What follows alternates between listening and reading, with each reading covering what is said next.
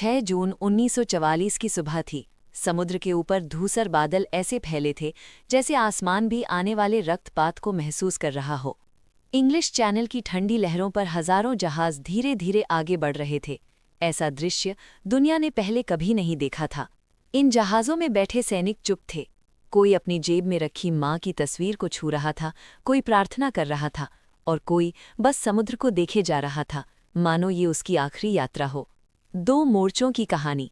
एक ओर मित्र राष्ट्रों के सैनिक थे जो यूरोप को आज़ाद कराने आए थे। दूसरी ओर जर्मन सैनिक जिन्हें आदेश मिला था यहीं रोकना है, किसी भी कीमत पर। फ्रांस के समुद्र तटों पर कंक्रीट के बंकर खड़े थे, कांटेदार तार फैले थे और रेत के नीचे बारूदी सुरंगें छिपी थीं। जर्मन सेनापति जानते थे कि हमला आएगा, लेकिन कहाँ, ये कोई नहीं जानता था। निर्णय जो इतिहास बदल दे। कई महीने पहले दुनिया के शक्तिशाली नेता एक मेज के चारों ओर बैठे थे। बहस तीखी थी। अब और देर नहीं, एक नेता ने कहा। अगर असफल हुए तो परिणाम भयानक होंगे, दूसरे ने चेतावनी दी। आखिरकार निर्णय हुआ, पश्चिम से हमला होगा। ये सिर्फ युद्ध नहीं था, ये भविष्य का दांव था। सैनिक की नज़र से माइकल एक साधारण सैनिक था। वो कोई महान नायक नहीं था, बस एक किसान का बेटा था जिसे युद्ध ने बंदूक थमा दी थी। जहाज से उतरते समय उसका दिल जोर जोर से धड़क रहा था। गोलीबारी शुरू हुई, चारों ओर आग और धुआं। उसने अपने साथी को गिरते देखा, लेकिन रुका नहीं। उसे पता था अगर आज वे रुक गए तो अंधकार और लंबा हो जाएगा।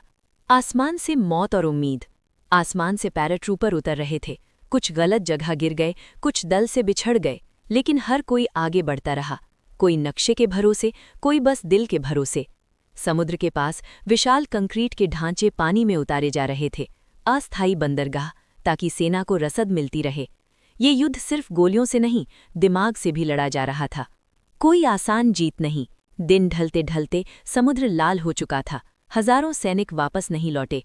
ये कोई विजय यात्रा नहीं थी, बल्कि बलिदान की कीमत पर मिली एक शुरुआत थी। लेकिन उसी दिन ये साफ हो गया था कि तानाशाही की दीवार में पहली बड़ी दरार पड़ चुकी है। अंत नहीं, आरंभ। ये युद्ध अभी खत्म नहीं हुआ था, लेकिन दिशा बदल चुकी थी। उन अनगिनत सैनिकों के कारण जिनके नाम इतिहास की किताबों में नहीं, पर आज़ादी की नींव में लिखे हैं। ऑपरेशन ओवरलॉर्ड से पहले, तूफान से पहले की शांति। डी-डे की तैयारी की पूरी कहानी। ब्रिटेन के शांत दिखने वाले समुद्र तटीय क्षेत्रों में 1944 की शुरुआत तक असामान्य हलचल थी। जर्मन बमबारी से बचे हुए और अभ्यासों में पहले ही सैकड़ों जाने गंवा चुके मित्र देशों के सैनिक अब एक ऐसे युद्ध की तैयारी कर रहे थे जैसा दुनिया ने पहले कभी नहीं देखा था। सवाल उठता था कि इतनी दूर, इंग्लैंड के सबसे गहरे कोनों में, कॉर्नवॉल जैसे इलाकों में इतनी बड़ी सैन्य तैयारी क्यों? इसका उत्तर था हर संभव भूगोल, हर संभव परिस्थिति के लिए तैयारी।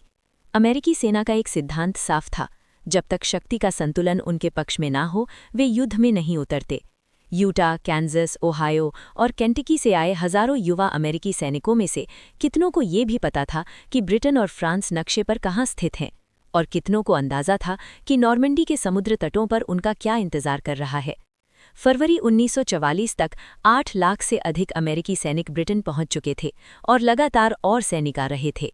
ब्रिटिश सेवा में तैनात महिलाओं ने इन नए मेहमानों का स्वागत किया, डोनट्स के साथ। ये घर की मिठास का पहला स्वाब था। साथ ही अमेरिका अपने टैंक, हथियार और शर्मन टैंकों को भी ला रहा था, जो जर्मन पैंजर टैंकों को टक्कर देने के लिए बनाए गए थे। इंग्लैंड के छोटे कस्बों के पब में लोग नए अमेरिकी P-38 विमानों को देखकर हैरान थे, जिनकी उड़ान सीमा ब्रिटिश विमानों से कहीं अधिक थी। इन सैनिकों के लिए जगह बनाने के लिए कई बार पूरे परिवारों को घर खाली करने पड़े। रोते हुए बच्चे इस युद्ध की मूक तस्वीर बन गए। ब्रिटिश और अमेरिकियों के बीच रूढ़ियां बनी। पुराना साधारण ब्रिटिश आदमी और उसका अमीर बिगड़ा हुआ अमेरिकी रिश्तेदार, जिसकी राशन प्लेट कहीं ज्यादा भरी हुई थी। फिर भी ब्लैकपूल जैसे समुद्र तटीय शहरों में दोस्ती, प्रेम और रिश्ते पनपे। इतिहास गवाह है, इस दौर में ब्रिटेन में तलाक और अवैध जन्मों की संख्या अभूतपूर्व थी। युद्ध काल था और कहा जाने लगा, war time is war time, long live British girls. Eisenhower का संदेश। मार्च 1944 में जनरल ड्वाइट आइजनहावर ने सैंडहर्स्ट सैन्य अकादमी में कैडेटों को संबोधित किया। उन्होंने कहा, आप केवल सबसे मजबूत या सबसे बेहतर सैनिक ना बने, आप अपने लोगों के नेता, पिता और मार्गदर्शक बने। तभी आप अपने देश और इस महान परंपरा के योग्य होंगे। वे जानते थे इन युवा चेहरों में से कई जल्द ही अपनी जान गंवा देंगे। जर्मन रणनीति की दरार। जब मित्र राष्ट्र ब्रिटेन में एकजुट हो रहे थे, हिटलर पूर्वी मोर्चे पर बैठा निर्णय ले रहा था। पश्चिम में उसने 2 कमांडरों के बीच शक्ति बांट दी, मार्शल वॉन रनस्टेड और मार्शल रोमेल। मार्शल रनस्टेड चाहते थे कि टैंक अंदरूनी इलाकों में रहें। रोमेल का मानना था कि मित्र देशों की वायुसेना उन्हें चलने भी नहीं देगी, इसलिए टैंक तट पर ही होने चाहिए। रोमेल की बात नहीं मानी गई। उसने फिर समुद्र तटों को अवरोधों, बारूदी मरहुंगों और लोहे की रुकावटों से भर दिया। कुछ इलाकों में जमीन को जानबूझकर जलमग्न कर दिया गया ताकि पैराट्रूपर न उतर सकें। अभ्यास, छल और गोपनीयता। डिवॉन के तटों पर अमेरिकी सैनिक चट्टानों के नीचे उतरने का अभ्यास कर रहे थे, बिल्कुल वैसा ही तट जैसा ओमाहा बीच होगा, जहां 3000 अमेरिकी सैनिक मारे जाएंगे। फ्रांसीसी प्रतिरोध आंदोलन द्वारा जुटाई गई हजारों तस्वीरों से जर्मन डिफेंस की हर जानकारी मित्र देशों के पास थी। साथ ही जर्मनों को गुमराह करने के लिए नकली हवाई अड्डे, फुलाए हुए विमान और झूठी सूचनाएं फैलाई गईं, खासतौर पर कैले क्षेत्र को लेकर। मई आते आते सैनिकों को स्थानीय लोगों से पूरी तरह अलग कर दिया गया था। हर बात गोपनीय थी। कैमरे के पीछे के योद्धा। ब्रिटिश आर्मी फिल्म स्कूल के युवा सैनिक डेजमंड ओनील, इयान ग्रांट इन ऐतिहासिक पलों को कैमरे में कैद कर रहे थे। वे जानते थे जिन्हें वे फिल्मा रहे हैं उनमें से कई वापस नहीं लौटेंगे। 31 मई को सैनिकों को बताया गया, लक्ष्य नॉर्मंडी है। अब ये केवल दिनों की बात थी। मौसम, तनाव और निर्णय। जून 4 को समुद्र में भयंकर तूफान आया, जहाज़ों को वापस बुलाना पड़ा। मौसम विभाग की भविष्यवाणी निराशाजनक थी। अगर हमला टला तो पूरा अभियान टूट सकता था। 5 जून की रात केवल 30 मिनट में आइजनहावर ने वो फैसला लिया जिसने इतिहास बदल दिया। हमला 6 जून 1944 को होगा। आखिरी रात आइजनहावर 101 एयरबॉर्न डिवीजन से मिले। कुछ सैनिकों ने चेहरे पर युद्ध रंग लगाए, डर को छुपाने के लिए। उसी रात आइजनहावर ने असफलता की स्थिति में एक पत्र लिखा जिसमें पूरी जिम्मेदारी अपने ऊपर ली। आक्रमण की योजना। ब्रिटिश और कनाडियन स्वॉर्ड, जूनो, गोल्ड, अमेरिकी ओमाहा और यूटाह। लक्ष्य ब्रिटिश कान शहर, अमेरिकी शेरबुर्ग। यही वो क्षण था जब दुनिया की सबसे बड़ी सैन्य लहर इतिहास लिखने जा रही थी। अब वापसी का कोई रास्ता नहीं था। 6 जून 1944 डी-डे, नॉर्मंडी पर इतिहास का सबसे बड़ा आक्रमण। 6 जून की सुबह 3:15 से ही मित्र राष्ट्रों के विमानों ने लैंडिंग के हर सेक्टर में जर्मन ठिकानों पर बमबारी शुरू कर दी। भोर होते होते नौसैनिक तोपखाने ने कमान संभाल ली ताकि कुख्यात अटलांटिक वॉल को ध्वस्त किया जा सके। कोटेंटिन प्रायद्वीप के पास स्थित ओमाहा बीच पहला मुख्य लक्ष्य था। अमेरिकी सेना को जल्दी से एक बीच हेड स्थापित करना था, फिर यूटा बीच पर उतरे हुए अपने साथियों से जुड़कर शेरबुर्ग की ओर बढ़ना था। लेकिन कई हवाई हमले बहुत जल्दी या बहुत देर से हुए, जिससे अधिकांश बम अपने लक्ष्य से चूक गए। नौसैनिक गोलाबारी भी अपेक्षित प्रभाव नहीं दिखा सकी। ज्वार भाटे के कारण लैंडिंग का समय बहुत सीमित था। अटलांटिक वॉल को पूरी तरह नष्ट करने का समय ही नहीं मिल पाया। आक्रमण का मुख्य भार अनुभवी अमेरिकी सैनिकों बिग रेड 1 पर आ गया, लेकिन उनके साथ जुड़ी थी 116वीं बटालियन, जिसमें ऐसे युवा सैनिक थे जिन्होंने कभी असली युद्ध नहीं देखा था। दुश्मन की गोलीबारी से बचने के लिए लैंडिंग क्राफ्ट को तट से काफी दूर ही छोड़ दिया गया। सैनिक नावों में जानवरों की तरह ठूसे गए थे। उस दिन मौजूद एकमात्र फोटोग्राफर रॉबर्ट कापा ने लिखा, जैसे ही पहला गोला हमारे कानों तक पहुंचा, हम जमीन पर गिर पड़े। हम अपनी ही उल्टियों में लेटे रहे, तट की ओर देखने की हिम्मत नहीं कर पाए। बीच पर कदम रखते ही सैनिकों का सामना लगभग पूरी तरह सुरक्षित जर्मन डिफेंस से हुआ। ये एक निर्दय नरसंहार जैसा था। हवा की दिशा बदलने से ज्वार अनुमान से पहले आ गया। बाद की लहरें रोमेल की समुद्री बाधाओं में फंस गईं और सैनिकों को गहरे पानी में ही नाव से उतरना पड़ा। आगे बढ़ना असंभव था। सैनिक बीच के बीचों बीच इकट्ठा हो गए और लगातार एक ही संदेश भेजते रहे, दुश्मन की तोपों से पूरी तरह जकड़े हुए। ये जकड़न नहीं, जैसे सूली पर चढ़ा दिया जाना था, जैसा कि कापा की बची खुची तस्वीरों में दिखता है। बाकी तस्वीरें गलती से नष्ट हो गईं। तेज समुद्री प्रवाह नावों को रास्ते से भटका रहे थे। भारी हथियारों और सामान के कारण कई सैनिक डूब गए। समुद्र लाल हो गया। बाद में ओमाहा बीच को ब्लडी ओमाहा कहा गया। अमेरिकी कमान ने ऑपरेशन रोकने पर भी विचार किया, एक ऐसा फैसला जिसका अर्थ था पहले से उतरे सैनिकों को मौत के लिए छोड़ देना।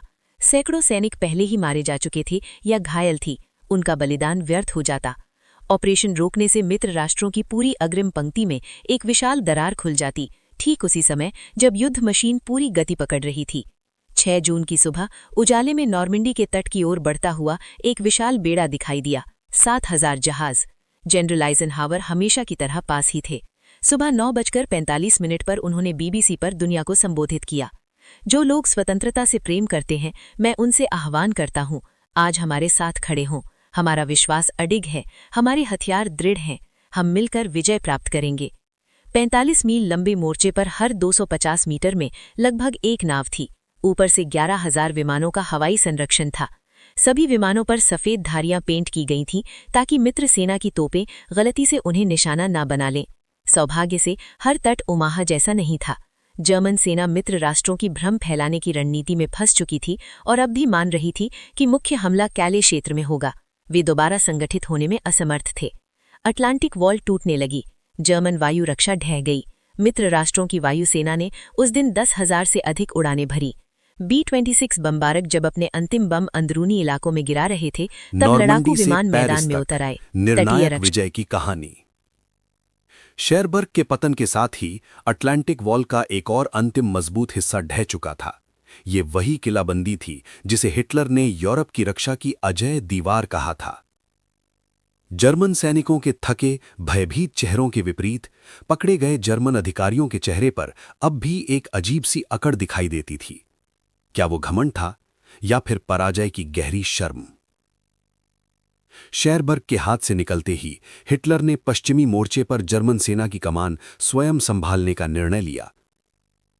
उसने फील्ड मार्शल वॉन रुनस्टेड को हटा दिया, वही सेनापति जिसने युद्ध विराम की बात कहने का साहस किया था।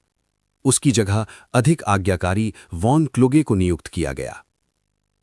रोमेल, जो पहले ही फ्यूरर की कठोर नीतियों से निराश था, ये भली भांति समझ चुका था कि अब वो केवल एक ही काम कर सकता है, अपरिहार्य विनाश को कुछ समय तक टालना। अमेरिकियों की चिंता और केन की जिद। दूसरी ओर मित्र राष्ट्रों के सर्वोच्च कमांडर ड्वाइट आइजनहावर भी चिंतित थे। हां, अमेरिकियों ने शेरबर्ग पर कब्जा कर लिया था, लेकिन ब्रिटिश सेनापति मॉन्टगोमरी अब तक केन पर अधिकार नहीं कर पाए थे, जबकि यही शहर जर्मन रक्षा पंक्तियों पर निर्णायक हमले का प्रस्थान बिंदु माना गया था। जर्मन सेना शहरों के भीतर और उनके चारों ओर फैली हुई थी। उनके पास जगह थी, आपूर्ति के मार्ग थे और नए सैनिकों की संभावनाएं थीं। इसके विपरीत मित्र राष्ट्र अंग्रेजी चैनल के तट पर सिमटे हुए थे, मानो समुद्र और दुश्मन के बीच फंसे हों। अमेरिकियों के पास अब केवल एक ही विकल्प था, कोटेंटिन प्रायद्वीप में दुश्मन की अग्रपंक्ति को भेदना। लेकिन यह कोई साधारण भूमि नहीं थी। बोकेज, मौत का भूल भुलैया। नॉर्मंडी का बोकेज इलाका, ऊंची ऊंची झाड़ियां, मोटी मिट्टी की मेड़ें, हर खेत एक किला, हर रास्ता एक जाल। यहां दुश्मन को देखे बिना गोली चल सकती थी, लेकिन खुद को दिखाए बिना आगे बढ़ना लगभग असंभव था। इन हरे भरे लेकिन जानलेवा खेतों में कुछ मुट्ठी भर जर्मन सैनिक पूरे अमेरिकी बटालियन को रोक सकते थे। जब वे एक खेत छोड़ते तो बगल से घूमकर फिर हमला कर देते। अमेरिकी टैंक सड़कों तक सीमित थे और यही उन्हें आसान निशाना बनाता था। जब उन्हें ऊंची मेड़ों को पार करना पड़ता तो उनके नीचे का बिना कवच वाला हिस्सा दुश्मन की आग के सामने खुला पड़ जाता। इन बोकेज जालों में हजारों अमेरिकी सैनिक मारे गए।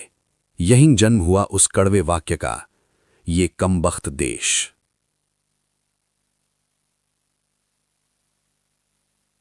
केन पर बमों की बारिश। अमेरिकी परेशानी में थे। अब ब्रिटिशों को केन हर हाल में लेना था। मॉन्टगोमरी ने अंततः भारी साधनों का उपयोग करने का निर्णय लिया। रॉयल एयरफोर्स को बुलाया गया। 2,500 टन से अधिक बम केन शहर पर बरसाए गए।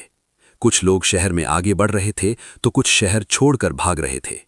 किसी के पास एक दूसरे को देखने तक का समय नहीं था।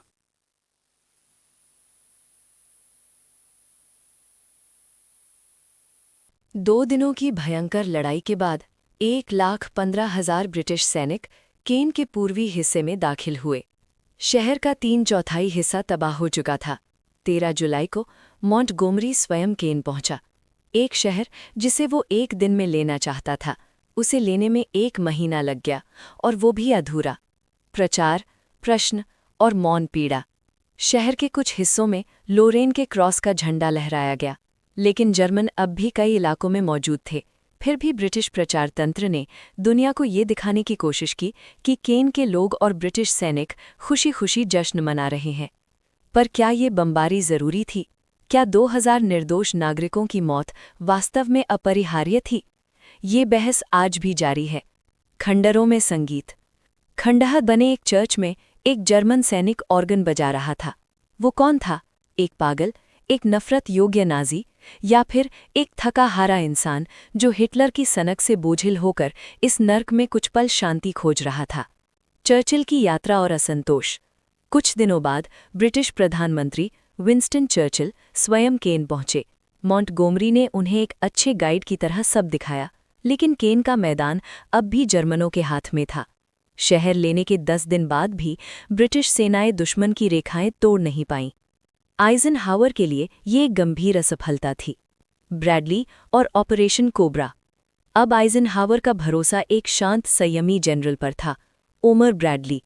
ब्रैडली को विश्वास था कि कोटनटिन में अमेरिकी प्रभा सकते हैं। योजना का नाम था ऑपरेशन कोबरा, एक सांप की तरह जो पीछे हटकर फिर गले पर वार करता है। 25 जुलाई को सेंट लो और पेरियर्स के बीच भयानक बमबारी हुई। जनरल लहर की प्रसिद्ध बख्तरबंद डिवीजन पूरी तरह नष्ट हो गई। अमेरिकी सैनिक आखिरकार बोकेज के नर्क से बाहर निकल पाए। फलाजे, मृत्यु का मैदान। जर्मनों ने मॉर्टन से आखिरी पलटवार किया, हिटलर की योजना, लेकिन मित्र राष्ट्रों के टाइफून विमानों ने उसे कुचल दिया। अब जर्मन फंस चुके थे। उत्तर में ब्रिटिश, दक्षिण में अमेरिकी। फलाजे में इतिहास का सबसे भयानक कत्लेआम हुआ। हजारों शव, सड़ती लाशें, चारों ओर मृत्यु। आइजनहावर ने कहा, इसे केवल दांते ही बयान कर सकता था। पेरिस की आज़ादी। जर्मन सेना नॉर्मैंडी में समाप्त हो चुकी थी। 19 अगस्त को पेरिस उठ खड़ा हुआ। जर्मन स्वयं शहर छोड़कर भागने लगे। अंततः ले क्लर्क की फ्रांसीसी बख्तरबंद डिवीजन सबसे पहले पेरिस में दाखिल हुई। लाल, सफ़ेद और नीले रंग में डूबा हुआ पेरिस अपने मुक्तिदाताओं का स्वागत कर रहा था। अंतिम शब्द। कभी श्वेत शाम, कभी रंगीन। इन चित्रों में हम उन अनगिनत चेहरों को देखते हैं जिनका नाम इतिहास नहीं जानता। तुम कौन थे? भीड़ में खोया हुआ वो चेहरा, या कैमरे की ओर मुड़ता हुआ वो सैनिक? जो भी थे,